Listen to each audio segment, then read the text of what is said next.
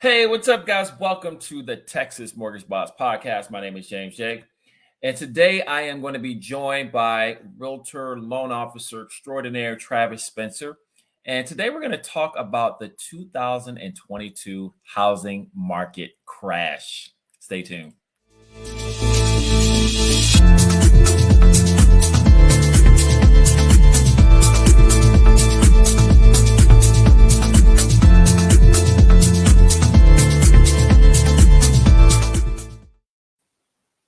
Travis, what's up, brother? How you doing? I'm well, man. How are you?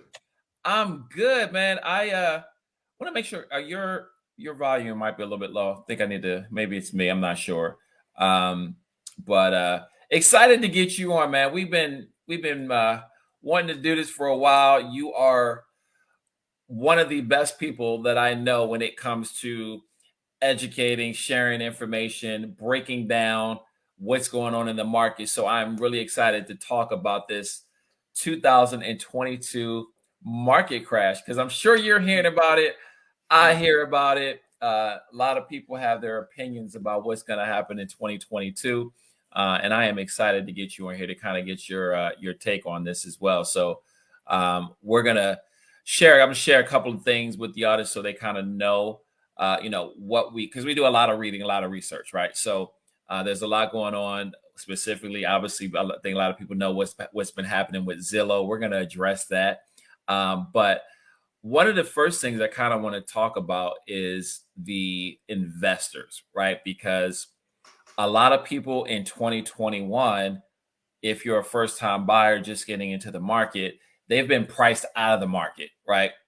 For various reasons. But one of the big reasons is the investor. And so I kind of want to start there and get your take on, the investor business, what's going on, not only just in Texas, but it's happening all over the place. Yeah, I mean, so the data that I've seen is shocking. Yeah. I heard a lot of rumors, but once we finally analyzed the data, looked at Redfin, their projections, and I think it's shocking, man. I think what's happening is it's taking away the opportunity from first-time home buyers, especially. Absolutely. And not only is it taking away the opportunity from the first-time home buyers, I kind of feel like it's inflating the equity growth to an over, it's too aggressive, quite frankly. So I want to share this with people. So I want to, we're going to dive into this Redfin article as well, but I want to start here because I want people to understand part of the reason why the market has been so insane in 2021.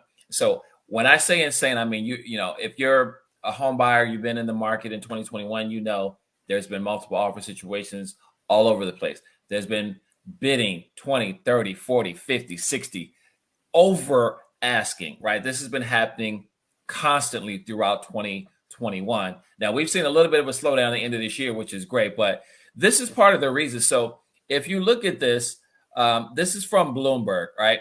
So property investors are betting $64 billion, which is a home record. It's a buying spree. These are investors, right? So these are people, and some of these people are not even in the States. So you got a lot of people that are investing their money into our real estate. If you look at this little graph here, and this is really astonishing as you look at this. Investors accounted for more than 18% of U.S. home prices, right? Which is, again, a record. So you kind of see the end of last year, things were going it was a little low actually towards the end of last year, even the end of 2019. And then you look at just what's happening here, this first quarter of 2021. Unreal. And we haven't even got numbers yet, probably yet for the third quarter. It's astonishing. It really is when you think about how many investors are putting money in. And so if you as a home buyer, this is what you're competing against. It's not just people locally. You're competing with investors that have a lot of money and they come to Houston or Texas, period. We've got very, very competitive real estate prices in all of Texas, but this is what you're competing against. So I want to get your take on this because this is something I don't think a lot of people understand, that it's not just local buyers that you're competing against. You're competing against these investors who have really deep pockets. Well, honestly, man, I think it's bad. I think this is really bad, especially for, the situation we're in, being it's a supply and demand problem that we have. I kind of, the equity growth seems to have come from a lot of the pent-up buyers from COVID, from a shortage of Yeah. supply. Yeah. So the fact that, the investors saw this, they saw these, elevated equity, increases, and they jumped in on it. I think that's bad, man. I think it's just Yeah. it's making the problem worse. And I think it needs to balance out a little bit. And I'm hoping it will going into 2022. Investors are finicky. So if they're not making the same inflated, you know, expedited growth, I think they'll start going out of the market, at least in Great. certain cities, Yeah. right? But in certain cities, quite frankly, I think some are a bit toxic to buy in, especially if you're a new homeowner. And I hate to say that, but it's got to the point, certain places in Austin, I'm from Texas, that, but Yep. I would not live, I would not own in Austin, quite frankly. You got to be smart. I think supply and demand, huge problem. Investors, even bigger problem. More pressure on the new home buyer. No doubt. The good news is there's ways to educate yourself. For Right? sure. And one of the things about Austin that might kind of keep them afloat, so to speak, because Austin, it might have been, actually, I'm pretty sure when I say this, for 2021, Austin was by far probably the hottest city in all of Texas. And we're in the Houston area, and it's been crazy here. Right. Austin's been on another level. Right. So the only thing that they may have going for them is that you got so many businesses going there. Yes. Right? You got Tesla. Silicon Valley. There's a new one it's escaping me right now. They're building. Oh, it's Oracle. Yeah. Oracle is building like some $1 billion factory in Taylor, which is right outside of Austin. So that's the only thing I think they may have going for them. But yeah, you're right. The inflation as far as price goes up there, it's on another level. And again, we're in Houston area. It's crazy here. So for Austin to be even crazier, it's mind blowing. It really is. But for the first time buyers or people that are just trying to get in the market, maybe they're on the fence, or maybe they got priced out this year. We're going to talk a little bit about this because I want to get your take on the buying, what's going to be available next year. What you think what's going to happen with the market next year, and then also this whole Zillow news. So we know Zillow has kind of gotten out of the home buying, the iBuyer market, at least temporarily. Now, what happens next year, who knows? But I want to get your take on this because Zillow's got a lot of homes. They got a lot of inventory.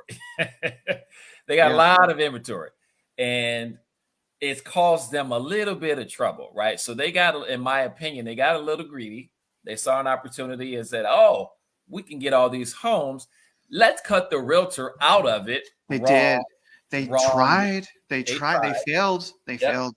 And so for all my realtors, this is just a great thing to really, if I'm a realtor right now, I'd be all over this, right? Just to say, hey, this is why you need us. So you and I know how important realtors are, but I want to get your take on this because yes, they have stopped buying homes, which, they got a little bit overzealous, in my opinion. They saw an opportunity to maybe make some money and they got themselves into a jam. So I kind of want to get your take because now they've got all this inventory. They're going to be selling throughout next year as well. They got all this inventory. How do you think that's going to impact, or what impact do you think it's going to have if they're selling these houses, maybe even at a loss in some situations? Because I think they just want to have a fire sale and kind of lick their wounds and move on. Okay. So that's a pretty major question, man. Yeah. So, just specifically talking about Zillow. Now, first of all, I think we're in a housing bubble. I'm not saying I don't think we're in a housing bubble. I think we're in a housing bubble. Yep. And I'm not saying I think there's going to be a housing market crash in 2022. Okay. Right. But talking about Zillow, it's sloppy. It's sloppy. I think what's happening with Zillow is, I think it is good for realtors and really in a lot of ways good for our housing market because a lot of people we're leaning on Zestimate. And I Yes. think with this move from Zillow, they're going to lose the credibility. They're going to lose the credibility. So Hopefully, true. Hopefully the homeowners will understand they need to rely on professionals who Absolutely. actually know what's going on. They know what people's houses are worth. You don't think so? What happened to Zillow when they started buying houses? Yeah. Okay, so I think it makes them look bad, but I'm also worried. The other flip side is it looks like they're panic selling, right? So I don't know what that's going to do to the average homeowner that's following Zestimate. Zestimate, Right. I think, is a bigger influence than their actual ownership, right? Yeah. It looks bad. They purchased, I think it was a record number of homes in the third quarter of this year, and then immediately listed, I think, something like 90% of them, depending on the city, for less than what they bought it for. Yeah. So I think what we're really dealing with here with Zillow is,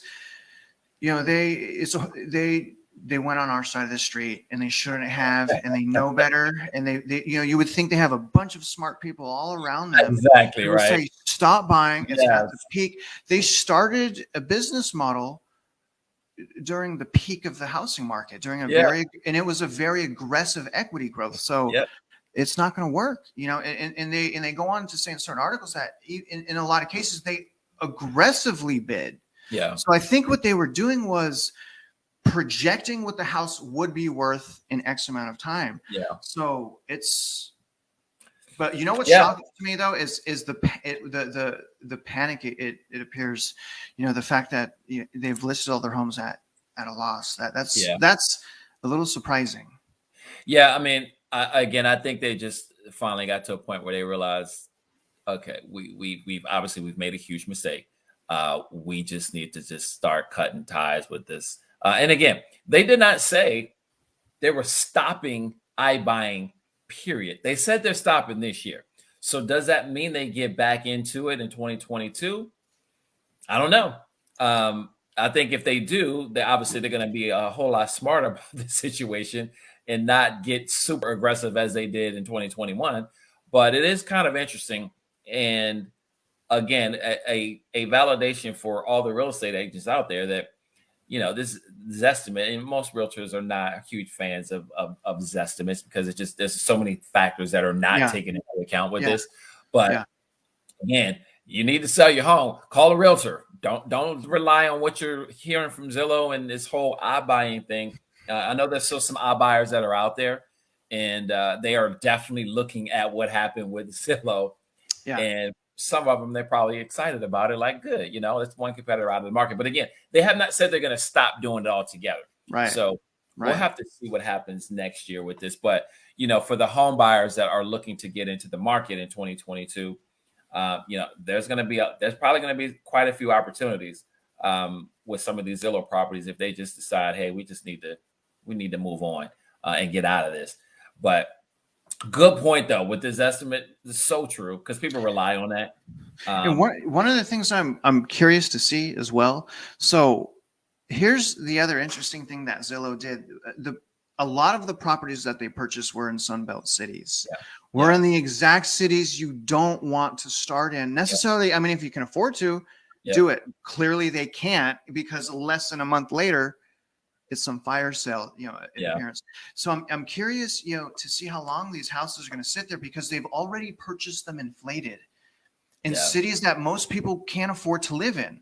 So, it's just 2022 is going to be a very interesting year. I think it's going to paint a picture of what 2023 is going to look like. I think 2023 is going to be the year where, if there is a bubble that is going to pop, if there is any type of home market, crisis, it will be in 2023. I think we have too much demand still, and going into 2022 for there to be a collapse, minus any shutdowns or regulation of financing, a drastic increase of interest rate, 2%, 3% drastic increase.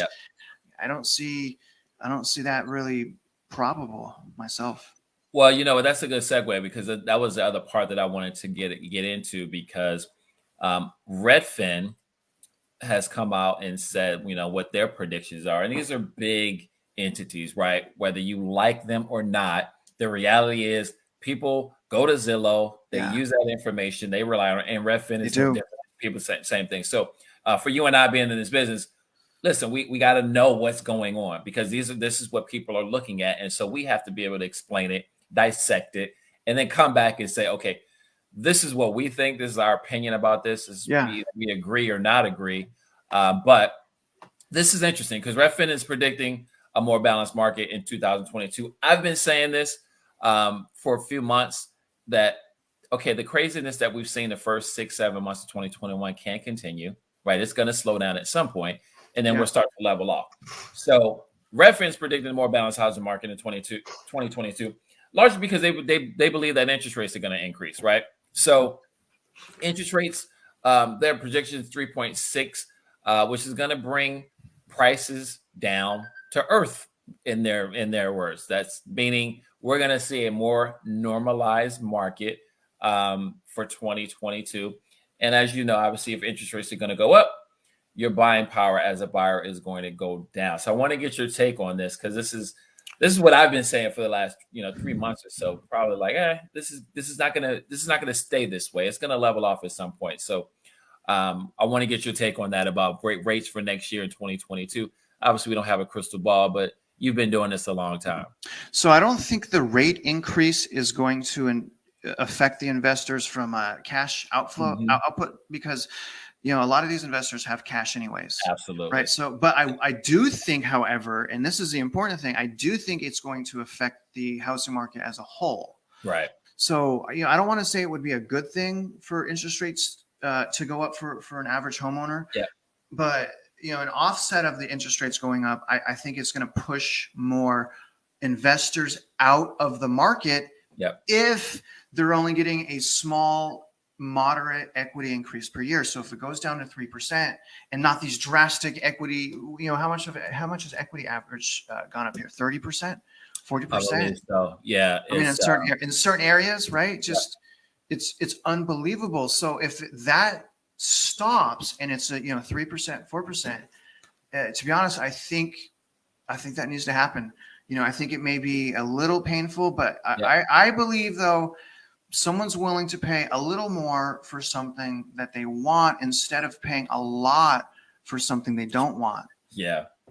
And that's the real question that I'm looking at is how many pent-up buyers, and where are those buyers going to move, right? Where can we advise them to move? Because even if there is a demand, we don't want them to purchase toxic homes. Absolutely. Right. Yeah. And the other thing that was interesting in this article was the rents, right? We are always huge proponents of not renting. Now, there are situations where people obviously have to rent. I understand. Yeah. But when have you seen rents go down, Charlie? You've been in this business 19, 20 years. Have you ever seen rents go down? No, and that's why I turned my primary residence into a rental. Yep. And I'm renting myself. Okay. You got a strategy about this. You got a strategy for why you're doing this. So there's a strategy. Yeah. It hurts to rent. Okay. Right. And now I'm thinking, honestly, James, was it the right move? Should I have just bought something I didn't want and then sold? It's difficult for me to want to pay $300,000. Now, I don't know who's listening to this. I'm from SoCal. Right. It's like 800,000. Okay. But where we're at, I'm talking 300,000. Yep. A $300,000 house right now, I don't want it. Right. I have a big family. It's in the 2,000 square foot in Kingwood, Tascasita, these humble area. Maybe I should have, because dude, the renting sucks. I know some people have to, but the other people that don't have to, get off your butt, fix your credit if you have to, do something different, because the land. I don't know if my landlord is a subscriber, but you need to step your game up, landlord. Okay. I don't want to hear your problems. Just fix the lights. The things that the renters have to deal with, it's not all it's cracked up to be. I would rather just fix the lights myself, but I can't because I have a contract. All I'm saying is, I still think I would have bought had I found something I liked. Right. Yeah. So once we start getting more inventory and good homes start becoming available, how many buyers is that going to attract back into the market that missed out? So it's going to be an interesting supply and demand thing, I think, continuing to go forward. But again, the thing is, what cities, right? Yeah, and that article we're referencing, they brought up some of the places that people are really looking at, right? So a lot of these home buyers looking to relocate, Columbus, Ohio, Indianapolis, Harrisburg, PA, some of these Sunbelt places, but Austin is a hot one. Austin's listed in here, right? Texas in general, we're on that list. Arizona, Florida, and Tennessee. Those are some of the hottest places that people are moving to. And with those interest rates going up, these are very affordable places. And a lot of the commonalities in a lot of those states that I just listed, except for Indianapolis, Columbus, Ohio, and Harrisburg. But Texas, Florida, Tennessee, there's no state income tax, right? Which is a big driver. Yeah. For people coming here. So the interest rates, though, are going to have a huge impact if they do go up. And again, I read a lot of different articles. I follow a lot of people. So you hear a lot of the interest rates, hey, we're predicting them to go up. And listen, we've been spoiled, Travis, for so long. This 3%, low threes. And then last year, unreal, so many people were under 3, right? And so, unbelievable. It's almost free money. It is. It's not free. You got to pay. I mean, but from an interest, from an interest standpoint, it's pretty amazing. And you tend to sometimes get to kind of write that interest off. I am not an accountant. Talk to your accountant. But, another benefit, obviously a huge benefit of home ownership is a lot of stuff you get to write off. So I always tell people, like, if you're renting, you're still paying a mortgage. You're just not paying yours, right? You're still paying a mortgage. You're just paying it for someone else. So I want to get your take on this because I want you to give people some advice. So people that might have been on the fence this year, right, didn't get a chance to get into that home. So I mean, advice on that and what people. It's hard, James. It's hard because, my advice is put yourself before buying, you need to put yourself in a good situation, right?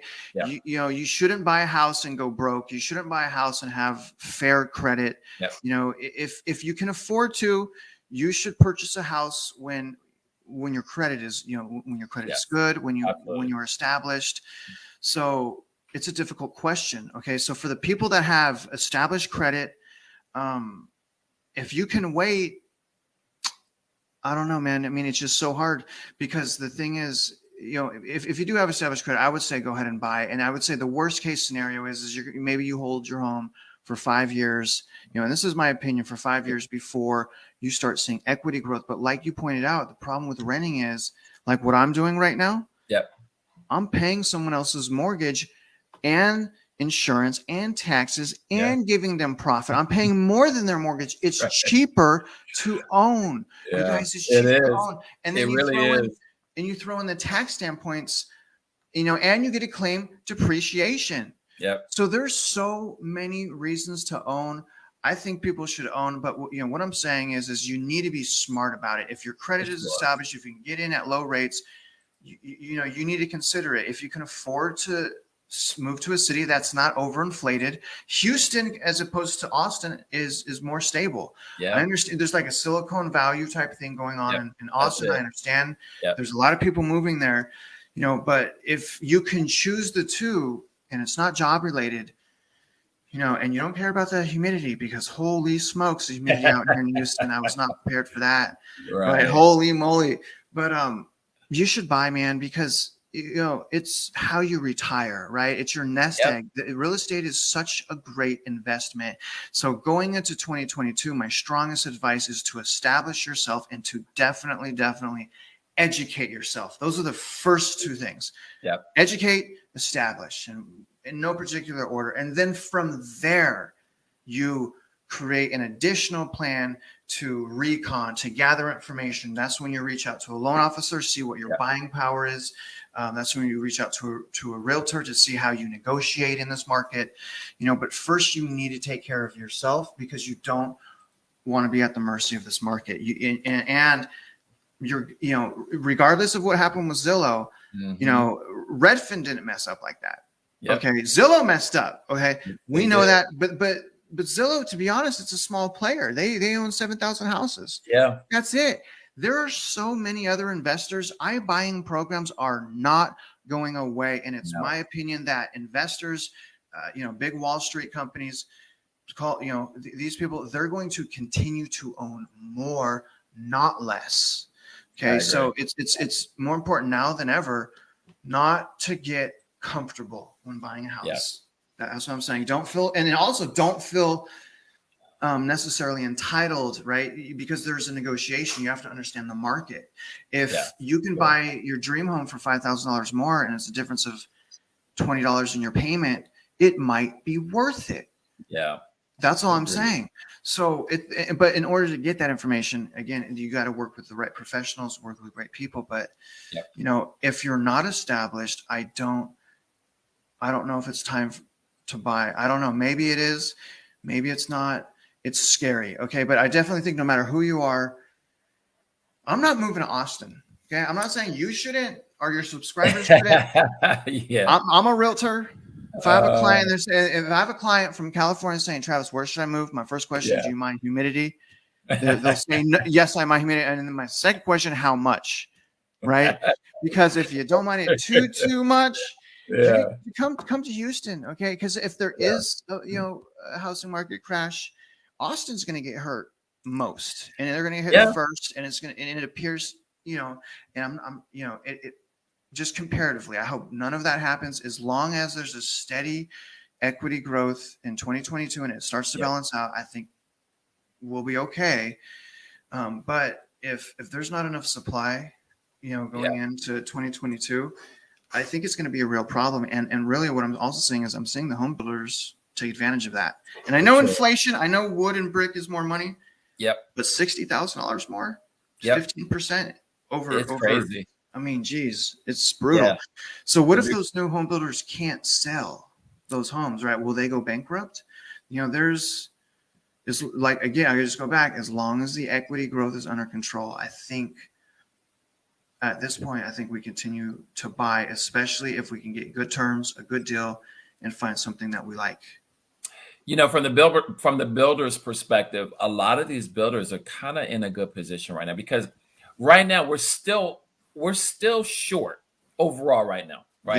Yes. We know Zillow is going to pump out quite a few now. A lot of their homes are, they got quite a few of their homes are in the Arizona area from what I read. So they bought a lot of homes in Arizona, and they've obviously got them all across the country. But the point is, depending on where you live, you may see a quite a few Zillow homes that hit the market or have already hit the market. I've checked out Houston.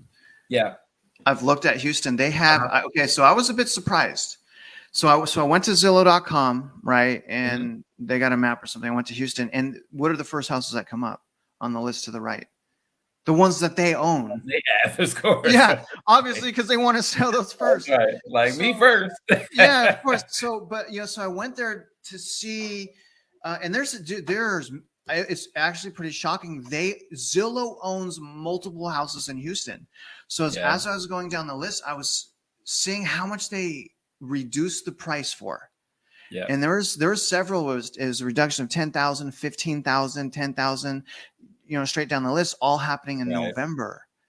So, it is happening. That's the thing. We're not just talking about this. These is not our opinions. These are our opinions. I'm sorry, but our opinions are based on things that are happening in facts. It's really quite different than 2008. So I don't think we make assumptions saying, hey, this 2008 is not going to happen, blah, blah, blah. You're right, but something is happening. Right. And we need to continue to talk about it and monitor it, I think. Absolutely. No, I'm 100% with you on this. And, for people that are looking to take advantage of next year, again, if rates go up, it's still a great time to buy, guys. Like I cannot emphasize this. A 3.5% interest rate, even a 4%. Like people have so short-term memory, Travis. It's funny to me because I'm like, you guys know, less than about 2 years ago, interest rates were in the 4s. They were. Mid to high 4s. People forget that, and nobody remembers that because, COVID, of course, erased a whole lot of memories for people because it's hard with last year. So many things I forget, but I'm like, rates were in the 4s like 2 years ago. It wasn't even 2 years ago before we started to see them come down. So the COVID experience last year, and we're still obviously dealing with it this year, had a huge impact because we just understand, people know when the rates are low, it helps people go buy more. It motivates people. So, and it worked. But at some point, we know the rates have to go back up, right? They have to. As much as it's two, James, there are they were at some people. It was under 2% with some people. Okay. Not for me. And I tried, obviously I tried hard. I was like, I want to be one of the people that got it under 2. Yeah. But it was like 15-year, and they were, great credit in these things, but holy smokes, man. My first home I owned was 6.7, and that was solid. And what was the best back then was like 5.5. So I had, it's a subprime, so you can have whatever credit, and then just the rate went up. That's all. Right. You just made them richer. Yeah. So that's it. No accountability to the homeowner, but it's astonishing how low rates are, man. I mean, they are so low. So even if they go to 4%, it's still, it's okay. So you're going to have to pay a little money in interest now. It's almost free as it is. It's pretty crazy. It's funny when I talk to people who bought homes back in the 80s, which definitely before my time and yours, but yes, the double digits and 18% is like, and they look at they look at us now, people that are complaining about a 3 or 4% rate. Well, they were living off of their interest. Some were living off their savings, and now they can't because they can't make money off the interest off their money they save. What a time we live in. Yeah, it's interesting. It is an interesting time right now. A lot going on. This is the beauty of real estate. Like it's always a hot topic, always. And the home ownership rates in this country is a huge factor when it comes to the GDP and just the overall how our economy is doing. Home ownership is a huge part of that, right? And so that's why the government's always doing things to try and pump up getting people into homes. There's a reason why. They understand people work. They want to work. They want to work harder. They want to work more when they own a home. It's just a different mentality when you own a home versus you renting one. And so I want to kind of get your last take on what 2022, what it's going to look like for a buyer, right? What would be one of the first things that the buyer should actually do? We know they need to, obviously get with professionals on the real estate side, the mortgage side, but what would be the first thing that you may say, if you're looking to own in 2022, this is the first thing you need to do? Well, it depends on the buyer. So I'm going to just generalize. First of all, I would say slow down. Right? And understand you need to move forward effectively. Right? Don't rush things. I'm saying, I'm not saying don't negotiate. I'm saying be tactful, right? So handle your emotion. Right? It gets frustrating. It's hard. It's hard for everyone. It's hard for the realtors. They're working for free. At least you're off of work. Absolutely. That is so true. At least you don't have, you know what I mean? At least you're trying to, you see that you're getting a home. But, I think you got to slow down and ask yourself, do I buy right now? And usually the answer is going to be yes, because there's so many reasons to own. And if the answer is yes, and it should be yes, how can I be smart? And how can I control my emotions? Right? I understand it's a tough market. I need to be smart. There's investors. There's new home builders that are overinflated with their houses. There's more inventory, but there's still not a lot of inventory. So I got to be tactful. I got to be smart, and I got to plan for the worst case. And I think as long as you plan for a 5-year plan, right? I think you go in, but you got to have that longer term expectation. As long as you have that realistic expectation, I think you should own. But if you're going in trying to flip a house, make a quick buck, I think it's scary. I think it's scary, and I want to, like I said, I'm ready to go, but I'm nervous because it's not healthy. 2021 was not healthy. It was too the equity growth was too fast, too high, too soon. And we got to be careful, I am with you. And as much as I am all for, people getting into home ownership, Yeah, you gotta be smart about this. You do Yes. not want to get yourself into Yeah. you don't want to get yourself into a Zillow situation, right? And over leverage yourself No. to your detriment. Mm-mm. So that is great advice. Is kind of get with, and if you've got a professional working with you, they will help you and give you honest facts about what's going on. But I don't care what the market is, honestly, Travis, for me, get your money in order, get your finances, but owning there's no situation to me where you're going to tell me like owning is not as good or it's less desirable than renting. I was Um, only if you can't afford it. right. Only And if yeah, you we can't don't want afford people to it. be house poor for sure. Yeah. It's I not, mean, if you can afford it, I yeah, mean, okay, so if you're responsible in the sense financially, yes, what reason would there absolutely. be None. that's practical? Agreed. Agreed. Great advice. Great advice. So, well, what's the best way for actually no? Before I give you have you give people your information, I want to share people. So make sure you guys go check out Travis's channel, Educating Houston. All right, go over there right now and subscribe to his channel. You want some real good knowledge and breakdown on what's going on in the market, how you can navigate 2022 if you are looking to buy. You just have questions, go check out Travis's channel, great content. And then I want people to be able to reach you either social media, phone number. Travis, the best way for people to reach you. Also, one more thing about Educating Houston, my channel, it also shows the value of video. So it's not just the vlogging, Yes, right? It's the foundation building video to enhance yourself. I think that's important, especially to get used to being on camera. Even though absolutely. you're not going to get views and subscribers and influence, those are important videos for your local, area of influence. I think so. Yes. I think it's just an educational page, man, not Yep. really a lead generating, if you will. Yep. But yeah, man, you just reach out to me, Educating Houston. Yep. Anyone can email me at tvsamcap@gmail.com. So it's tvsamcap@gmail.com And I as will well. make sure I'll put your contact info in the comments, guys. Speaking of comments, give us some comments, right? Give us some feedback on the content. What are you worried about, if anything, in 2022? What is your thought process going into 2022? If you're looking to own a home, if you own a home now, what is your thought process? What are you thinking about 2022? Because we hear a lot of comments from people that we talk to, a lot of clients that we're working with, a lot of realtors that we work with. And so I'm curious, put it in the comments. What are you worried about in 2022? I'm curious to know. And Travis, I appreciate you sharing, Yes, brother. sir. Always good to listen to you Likewise, man. educate us here in Houston and everywhere else.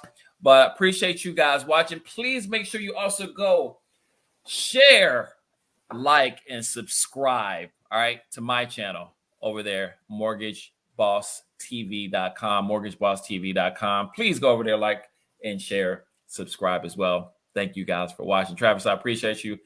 Take care, guys. Any last words, Travis? Just continue to empower yourself and educate yourself. Treat the biggest financial transaction of your life like it's the biggest financial transaction of your life. Absolutely. That's it. Great advice. Make sure you follow. See you guys on the next video.